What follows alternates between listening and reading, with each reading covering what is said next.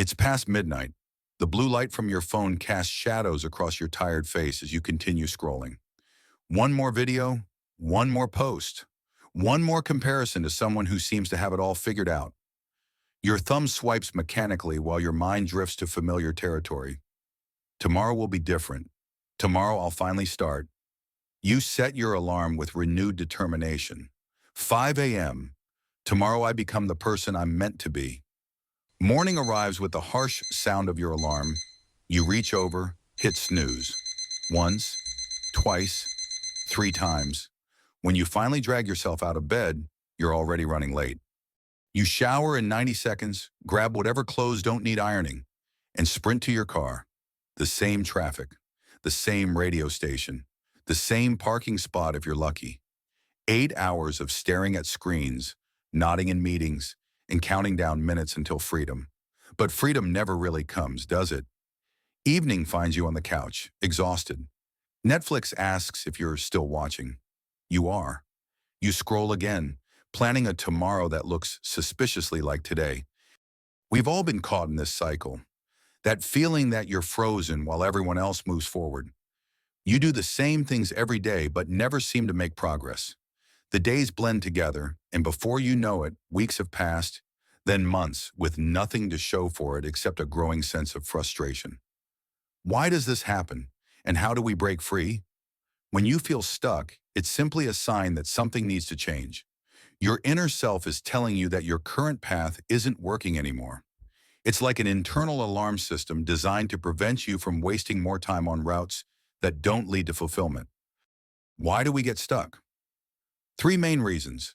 First, we stay in our comfort zones because it feels safe, even though it makes us unhappy. Our brains are wired to avoid risk and uncertainty, often at the expense of growth and opportunity.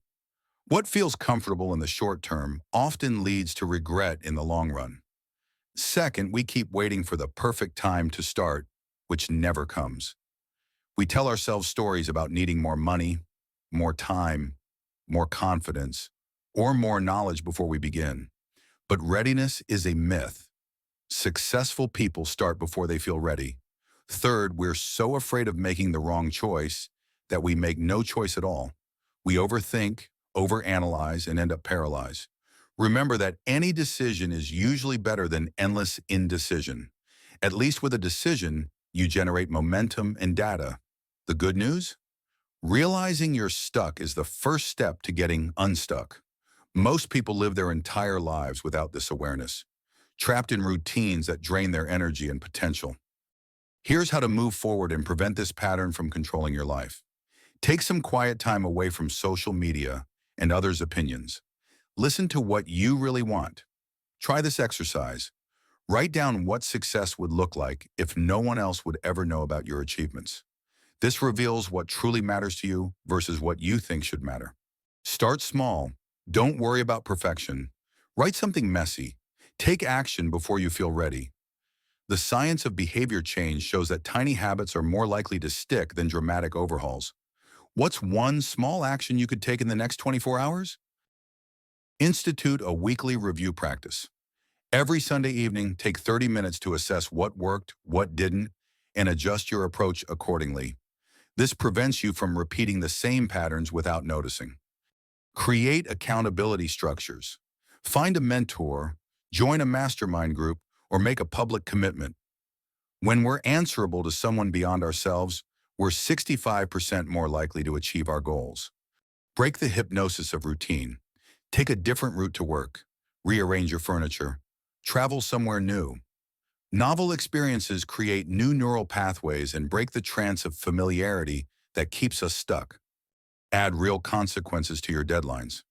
Tell someone when you'll finish or put money on the line. Nothing motivates quite like having something to lose. Adopt the 2-minute rule. If something takes less than 2 minutes to complete, do it immediately rather than postponing it.